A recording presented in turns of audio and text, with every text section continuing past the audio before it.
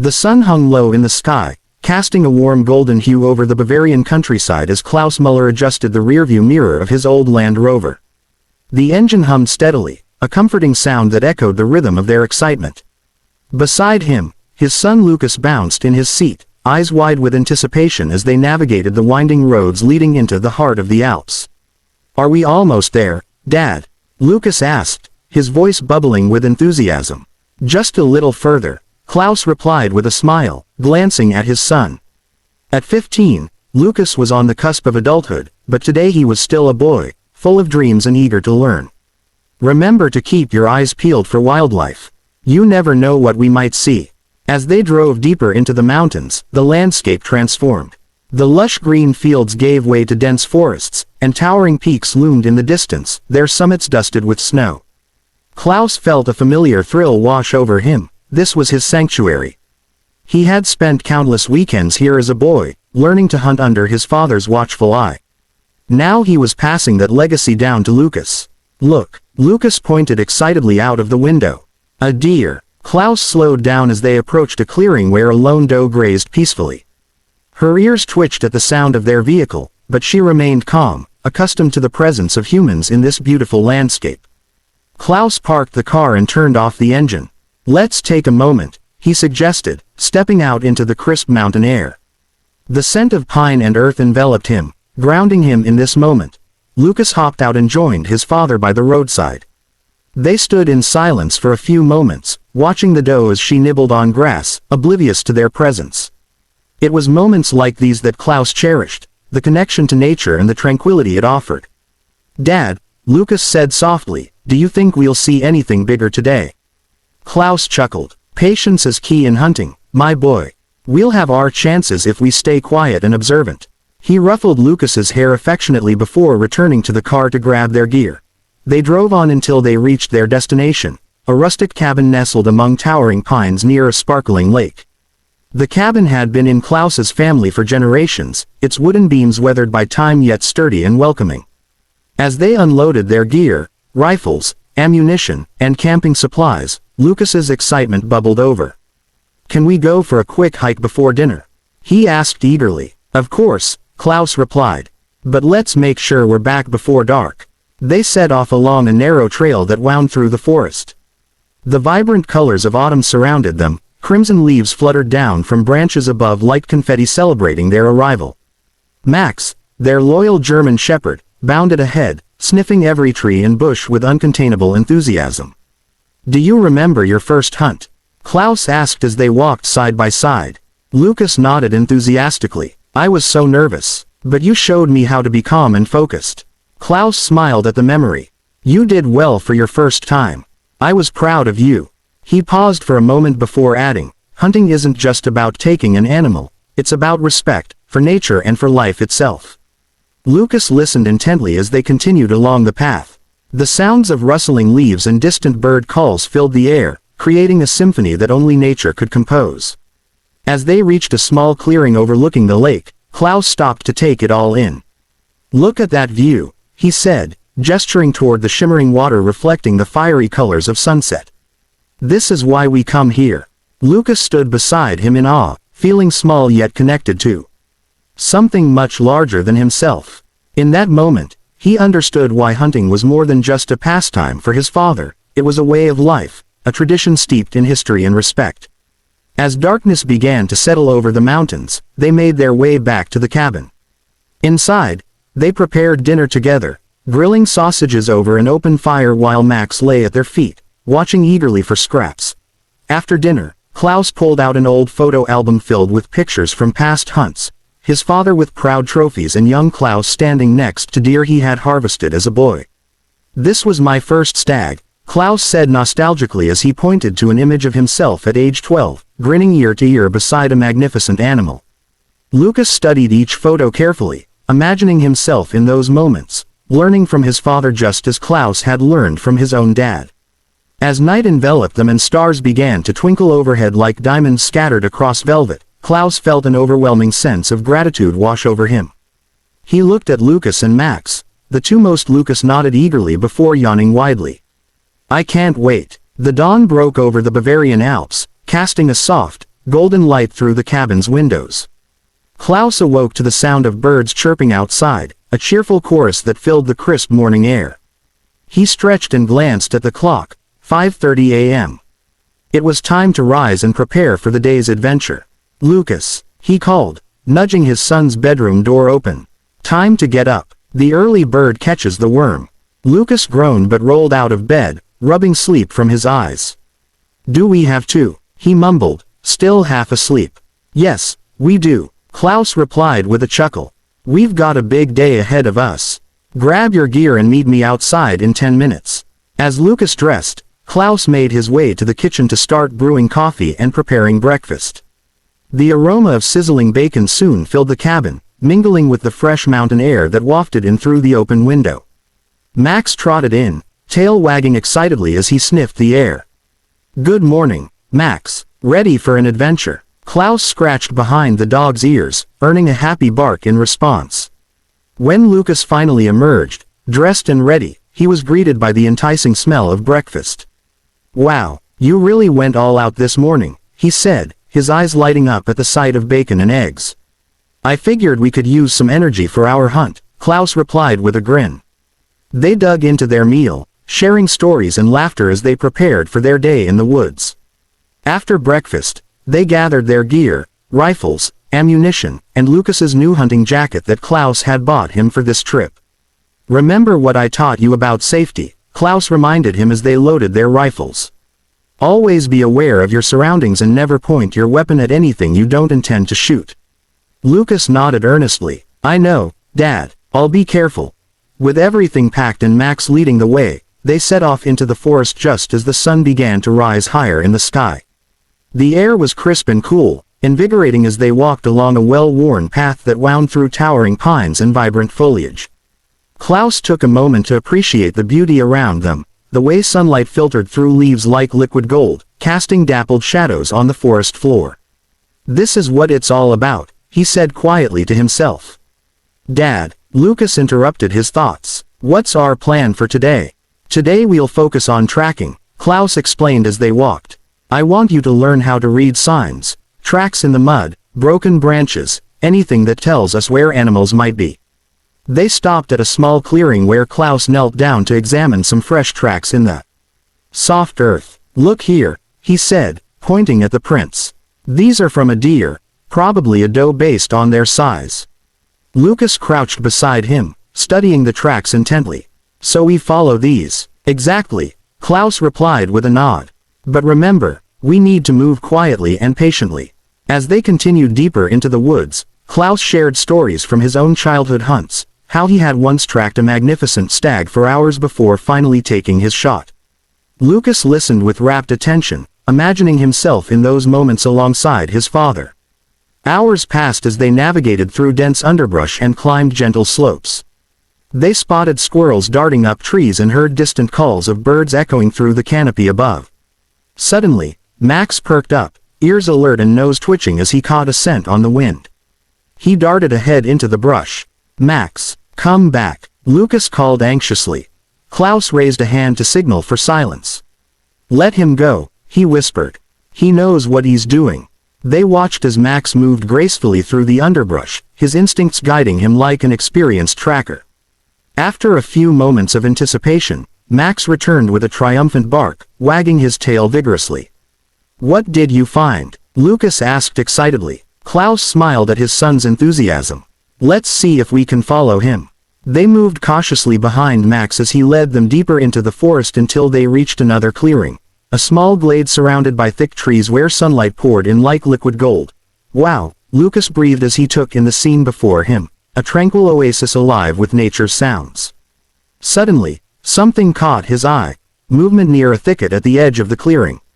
"There," Lucas pointed eagerly. Klaus squinted toward where Lucas was pointing and saw it too, a young doe grazing peacefully just beyond their reach. The sight filled both father and son with awe. It was moments like these that made all their efforts worthwhile. "Remember," Klaus whispered softly, "this is about respect for nature. We observe but do not disturb." They stood silently together, father and son, watching as nature unfolded before them in its purest form. The doe lifted her head occasionally but seemed unaware of their presence. After several minutes of quiet observation, Klaus turned to Lucas with a smile. "What do you think? Isn't this incredible?" "It really is," Lucas replied softly, his eyes wide with wonder. As they prepared to move on quietly so as not to startle the doe away, Klaus felt a swell of pride in his heart, not just for his son's enthusiasm but for their shared experience in this beautiful wilderness. "Let's keep moving," Klaus said gently after a while. "We've got more ground to cover if we want to find something bigger today." With renewed energy and excitement coursing through them both, they ventured further into the woods. The sun climbed higher in the sky, casting long shadows through the trees as Klaus and Lucas trekked deeper into the forest. The air was filled with the earthy scent of damp leaves and pine needles, invigorating and alive. Max trotted ahead, his tail wagging, as he explored every nook and cranny of the underbrush. "Dad," Lucas said, breaking the comfortable silence, "do you think we'll see a stag today?" Klaus smiled at his son's enthusiasm. "It's possible. They tend to be more active during the cooler parts of the day. We just need to be patient." As they walked, they practiced their tracking skills, examining broken branches and paw prints in the soft earth. Klaus encouraged Lucas to look for signs of wildlife activity, scratches on trees where deer had rubbed their antlers, fresh droppings indicating recent passage. After a while, they came upon a small stream trickling gently through the forest. The sound of water added a soothing backdrop to their surroundings. Klaus motioned for Lucas to stop. "Let's take a break here," he suggested. They settled on a fallen log beside the stream, taking a moment to hydrate and enjoy the peaceful ambiance. "Do you ever feel nervous when you're hunting?" Lucas asked, his voice thoughtful. Klaus considered the question carefully. "Sometimes," he admitted, "but I've learned that nerves can be good, they keep you alert and focused. It's important to respect what we're doing out here." Lucas nodded, absorbing his father's words. "I want to be brave like you."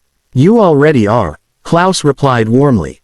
"Bravery isn't just about being fearless, it's about facing your fears and doing what you believe is right." Feeling refreshed, they resumed their journey along the stream, following its winding path deeper into the woods. Suddenly, Max stopped abruptly, his body tense as he sniffed the air. "What is it, boy?" Klaus asked, sensing something was off. Max growled softly and began to move cautiously toward a thicket of bushes ahead. Klaus exchanged a concerned glance with Lucas before following closely behind. As they approached, they heard a faint sound, a distressed whimpering that sent chills down Lucas's spine. Klaus pushed aside branches to reveal a heart-wrenching sight, a magnificent stag caught in a poacher's trap. "Oh no," Lucas gasped, covering his mouth with his hand. The stag was struggling against the metal jaws of the trap that clamped tightly around its leg. Its eyes were wide with fear and pain, and it thrashed helplessly against its restraints. Klaus knelt beside the trapped animal, assessing the situation quickly. "We need to help it," he said firmly but calmly. "But Dad," Lucas protested, "what if it gets scared and hurts us?" Klaus met his son's gaze with steady resolve. "We can't just leave it here to suffer. We have to try." Taking a deep breath, Klaus approached slowly, speaking in soothing tones to calm the frightened creature. "Easy now. It's okay. We're here to help you." Lucas watched anxiously as his father reached for the trap mechanism. He could see the stag's muscles tensing with every movement Klaus made. "Be careful," he urged softly. "I will," Klaus assured him without taking his eyes off the stag. With careful precision, he began working on the trap's latch while keeping his voice low and gentle. After what felt like an eternity of tense moments filled with quiet whimpers from the stag and soft encouragement from Klaus, he finally managed to release the mechanism with a click. The trap sprang open, and Klaus quickly pulled back as the stag instinctively jumped up and bolted into the underbrush.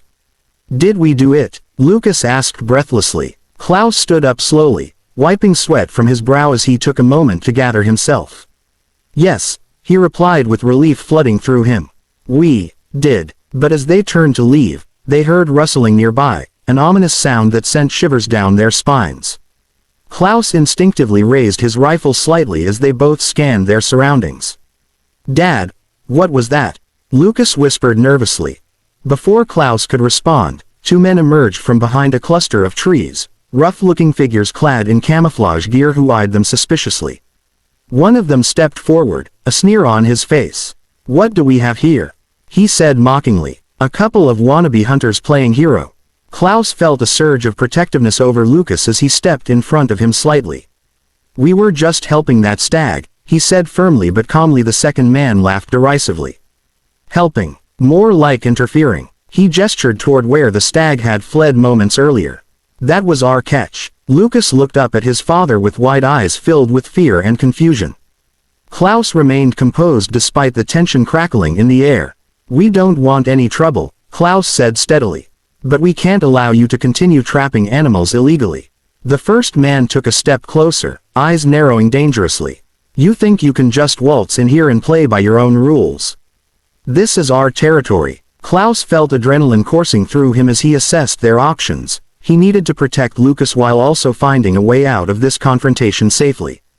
Just then, Max growled lowly at their feet, a warning that sent chills down both men's spines. "Get your dog under control," one of them snapped, but Max stood firm beside Klaus and Lucas, ready to defend them if necessary.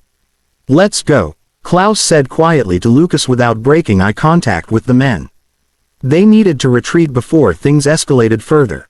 As they turned slowly away from the poachers and began moving back toward where they had come from, one of them called after them mockingly, "You'll regret this.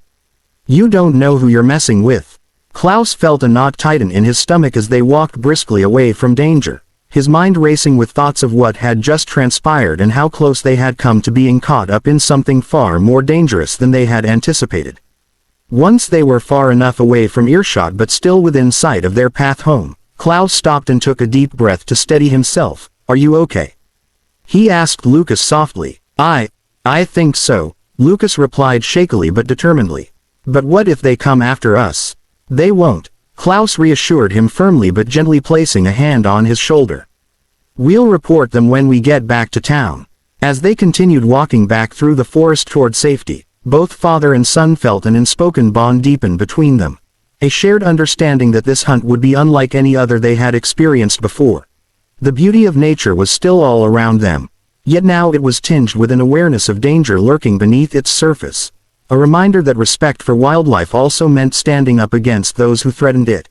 And as they made their way homeward together, hearts pounding yet resolute, they knew this day would forever change their lives in ways they could never have imagined.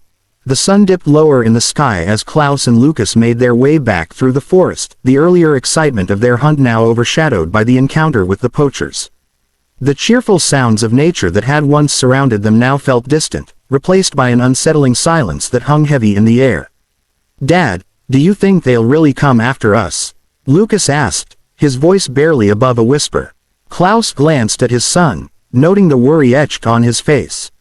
"It's possible, but we'll be careful. We know these woods better than they do," he reassured him. "Let's keep moving and stay alert." Klaus glanced at his son, noting the worry etched on his face. "It's possible, but we'll be careful. We know these woods better than they do," he reassured him. "Let's keep moving and stay alert." As they walked, Klaus's mind raced with thoughts of how to handle the situation. Reporting the poachers was essential, but he needed to ensure that Lucas felt safe first. They had come to the mountains for a bonding experience, not to confront danger. Max trotted ahead, sniffing the ground and occasionally glancing back at them as if sensing their unease. Klaus admired his dog's instincts. Max had always been a reliable companion in the field. After a while, they reached a familiar clearing where they had seen deer before. Klaus motioned for Lucas to stop and crouch low behind a cluster of bushes. "Let's take a moment to catch our breath and observe," he said quietly. Lucas nodded, his heart still racing from their earlier encounter. They settled into silence, watching for any signs of movement in the underbrush. The tension from their confrontation lingered in the air like an uninvited guest. Suddenly, Max perked up again, ears twitching as he focused intently on something in the distance. Klaus followed his gaze and saw movement near the edge of the clearing, a shadowy figure slipping between the trees. "Stay low," Klaus whispered urgently. He raised his binoculars to get a better look. What he saw made his stomach drop. It was one of the poachers from earlier, along with another man. They were crouched low, whispering to each other as they scanned the area. Klaus could see that they were armed, each carrying rifles slung over their shoulders. They're hunting, Klaus murmured, his voice filled with concern. And they're not just hunting for sport. What do we do? Lucas asked, fear creeping into his voice. Klaus thought quickly. We need to move away from here without being seen. If they're poaching, we can't let them know we're around. They slowly backed away from the clearing, keeping low and using the trees as cover. Klaus felt a mix of anger and determination rising within him. These men were threatening not only wildlife but also their right to enjoy nature responsibly. As they moved quietly through the underbrush, Klaus couldn't shake off a sense of urgency. They needed to gather evidence against these poachers before it was too late. But how could they do that without putting themselves in danger? Suddenly, Max stopped again, this time growling softly as he stared into the thick brush ahead. Klaus held up a hand for silence and listened carefully. From behind a nearby tree, another figure emerged, this time a woman dressed in camouflage gear with a camera slung around her neck. She looked startled when she spotted Klaus and Lucas. Who are you? She asked cautiously, raising her hand slightly as if to show she meant no harm. Klaus relaxed slightly but remained alert.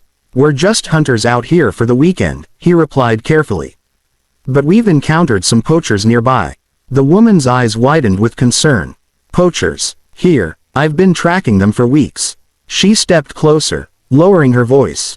I'm part of a wildlife conservation group trying to gather evidence against illegal hunting operations in this area. Klaus exchanged glances with Lucas, who seemed intrigued yet cautious about this unexpected encounter. I'm Drive, Anna Fisher, she introduced herself quickly. I've been documenting their activities, setting traps and hunting protected species. She gestured toward her camera. I have photos and videos that could help bring them down. Klaus felt a surge of hope at her words.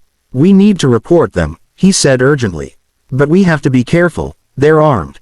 Anna nodded gravely. I know this area well. I can help you navigate safely while gathering evidence. Lucas looked between his father and Anna, clearly impressed by her confidence and knowledge of wildlife conservation. Let's move quickly, Klaus said decisively. We need to find a safe vantage point where we can observe them without being detected. With Anna leading the way through the dense underbrush, they moved stealthily toward a ridge overlooking the clearing where they had spotted the poachers earlier. As they climbed higher up the slope, Klaus felt a renewed sense of purpose. Their mission had shifted from simply hunting to protecting what was rightfully theirs, nature itself. Once they reached a suitable spot hidden behind some rocks and trees, Anna pulled out her camera and began scanning for signs of activity below. Look, she whispered urgently as she pointed toward the clearing below where two men were now setting up makeshift traps along the game trail. Klaus raised his binoculars again and focused on their movements. He could see one man kneeling down to adjust a trap while another stood watchfully nearby. We need clear photos, Anna instructed quietly as she snapped pictures rapidly, capturing evidence of their illegal activities. Lucas watched intently as Anna worked with precision and determination, her passion for wildlife conservation evident in every click of her camera shutter.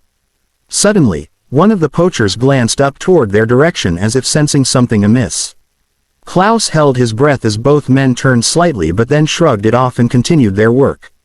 Stay quiet, he urged softly to Lucas and Max as they waited anxiously for more evidence before retreating safely. Minutes passed like hours until finally Anna declared triumphantly, I got enough. Let's get out of here before they notice us.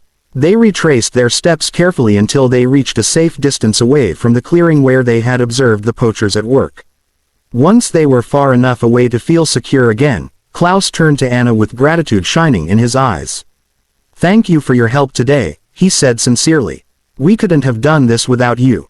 Anna smiled warmly back at him before glancing down at Lucas, who looked both excited and relieved by what had just transpired. Now we need to get this evidence back to town, she said firmly. If we act quickly enough, we can alert authorities before these men have a chance to escape. As they made their way back through familiar trails towards safety together, father and son alongside their new ally, they knew that this hunt had transformed into something far more significant than any trophy or game animal could ever represent. It was about standing up against greed and protecting nature for future generations. And deep within each of them burned an unyielding resolve, a commitment not just to hunting but also to preserving life in all its forms amidst shadows cast by those who sought only profit over respect. As the days turned into weeks, Thomas found himself increasingly immersed in life with Max. The little puppy had become a source of joy and companionship, filling the void that had long lingered in Thomas's heart. Their bond deepened with each passing day, but beneath the surface of this newfound happiness lay a growing realization: Thomas was beginning to change. One crisp Saturday morning, Thomas awoke to the sound of birds chirping outside his window. Sunlight streamed into his apartment, casting a warm glow over everything. He stretched and glanced over at Max, who was curled up in his bed, still fast asleep. A smile crept across Thomas's face as he watched the puppy's tiny chest rise and fall. "Time for an adventure, Max," he whispered softly, nudging the puppy awake. After their usual routine of breakfast and a quick bathroom break, Thomas decided it was time to take Max on a proper outing. He had been hesitant to venture far from home, worried about how Max would react to new environments. But today felt different. Today felt like a turning point. They headed to the nearby Tiergarten, one of Berlin's largest parks. As they approached the entrance, Thomas felt a mix of excitement and nervousness. The park was bustling with families, joggers, and other dog owners enjoying the sunny day. The atmosphere was vibrant and alive, a stark contrast to the solitude he had grown accustomed to. With Max on his leash, Thomas stepped into the park, taking in the sights and sounds around him. Children laughed as they played frisbee, couples strolled hand in hand, dogs chased one another with unbridled enthusiasm. For a moment, Thomas felt an overwhelming sense of belonging wash over him. "Let's go explore," he said to Max, who wagged his tail eagerly in response. As they walked along the winding paths, Thomas noticed how other dog owners greeted him with friendly smiles and nods. It was as if they shared an unspoken bond, a connection forged through their love for their pets. For the first time in years, Thomas felt himself opening up to strangers, drawn into conversations about their dogs and shared experiences. "Isn't he adorable?" a woman exclaimed as her golden retriever bounded over to greet them. "What's his name?" "This is Max," Thomas replied, feeling a sense of pride swell within him as he introduced his puppy. "He's such a cutie." "How old is he?" she asked, kneeling down to pet Max. "About 3 months, Thomas said, watching as Max eagerly licked the woman's hand. As they chatted about their dogs and exchanged stories about their lives, Thomas felt something shift within him, a realization that perhaps he had been too quick to judge others based on his past experiences. These people were not just dog owners, they were individuals who understood love and companionship in ways he had long shunned. After saying goodbye to the woman and her retriever, Thomas continued walking through the park with renewed energy. He allowed himself to be present in the moment, taking in the laughter of children playing nearby and the rustling leaves overhead. With each step alongside Max, he felt walls that had once seemed impenetrable begin to crumble. Later that afternoon, they found a quiet spot under a large oak tree where they could rest. Thomas sat down on the grass with Max beside him, who promptly flopped onto his back for a belly rub. As he scratched behind Max's ears, Thomas reflected on how far they had come together since that fateful day when he found the puppy abandoned in that alleyway. In those moments of tranquility, just man and dog, Thomas began to understand that healing wasn't just about tending to physical wounds, it was also about allowing oneself to feel again, to embrace vulnerability instead of shunning it. He realized that by opening his heart to Max, he was also opening himself up to new experiences and connections with others. As dusk settled over the park and colors began to fade into twilight, Thomas felt an overwhelming sense of gratitude wash over him. He had entered this journey expecting only to care for a puppy. Instead, he found himself rediscovering joy and connection, something he thought he had lost forever. On their way home that evening, with Max trotting happily beside him, Thomas knew that this journey was only just beginning.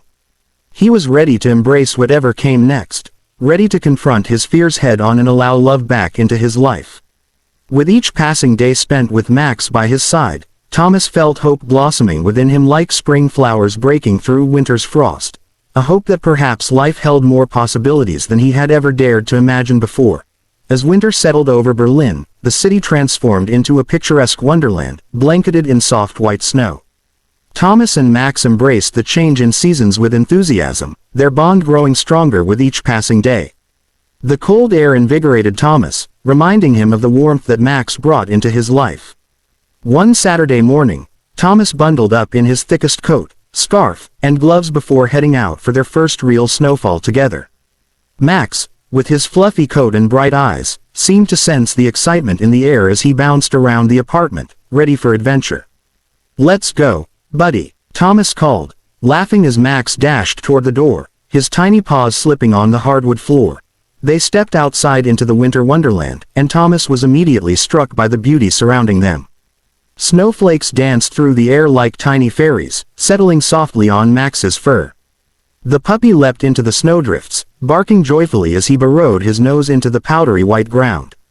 "Look at you go," Thomas cheered, feeling a sense of freedom he hadn't experienced in years. He watched as Max rolled around in the snow, his tail wagging furiously. The sight filled Thomas with warmth and happiness that radiated from deep within. As they walked through the park, Thomas noticed families building snowmen and children laughing as they engaged in snowball fights. For the first time since adopting Max, he felt a sense of belonging, not just as a dog owner but as part of a community that celebrated life's simple joys. "Let's join them," he said to Max, who looked up at him with eager eyes.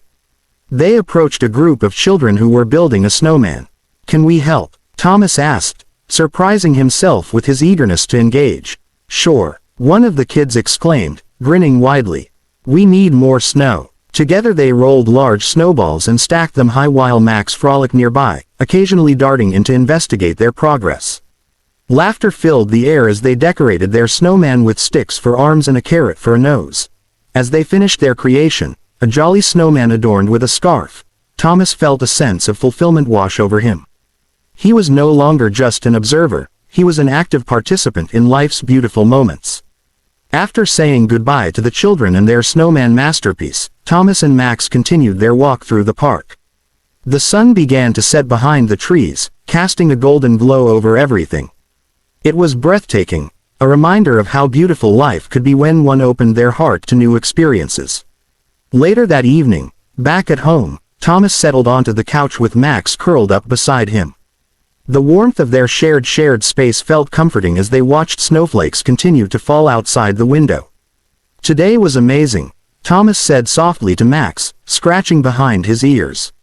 "I never thought I could enjoy winter like this." Max looked up at him with those big brown eyes that seemed to understand every word. In that moment, Thomas realized how far he had come since that fateful day when he found Max abandoned in an alleyway. The puppy had not only healed physically but had also helped mend Thomas's own wounded heart. With each passing day spent together, each adventure shared, Thomas learned more about love and vulnerability than he ever thought possible. He had faced his fears head-on and discovered that opening oneself up to love meant embracing both joy and pain.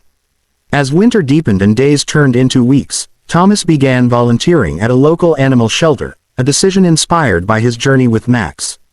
He wanted to help other animals find homes and share the love he had discovered through caring for his puppy. At the shelter, he met people from all walks of life, each with their own stories of love and loss. They bonded over shared experiences and laughter as they worked together to care for the animals awaiting adoption.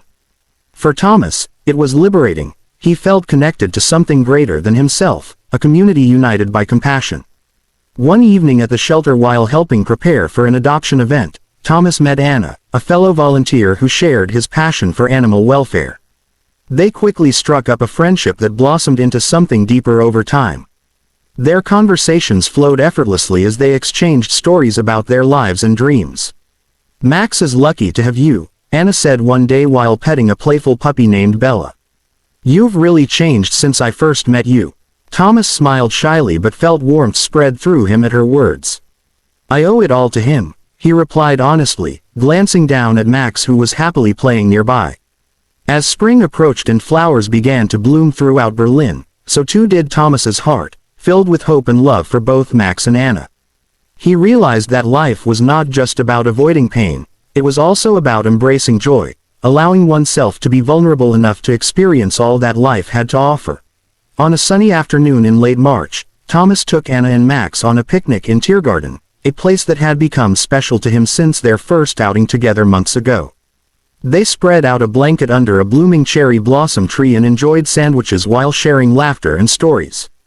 As they sat together surrounded by nature's beauty, the sun shining brightly above, the world felt perfect in that moment. "Thank you for being part of my life," Thomas said sincerely as he looked at Anna and then down at Max, who lay contentedly beside them. Anna smiled warmly back at him before leaning down to give Max a gentle scratch behind his ears. "Thank you for letting me be part of yours." In that moment, underneath blooming trees filled with vibrant pink blossoms, Thomas understood what it truly meant to be alive, embracing love without fear, allowing oneself to heal through connection, finding joy even amidst uncertainty. As they watched petals drift lazily through the air like confetti celebrating new beginnings, Thomas knew that this journey was only just beginning, and together they would navigate whatever challenges lay ahead. Together they would continue discovering what it meant to love unconditionally while forging new paths filled with hope along the way. With Max by his side, his loyal companion, and Anna sharing in their adventures, Thomas felt ready for anything life had in store. Ready not just for love but also for all its beautiful complexities intertwined within it, a journey worth taking every step of the way.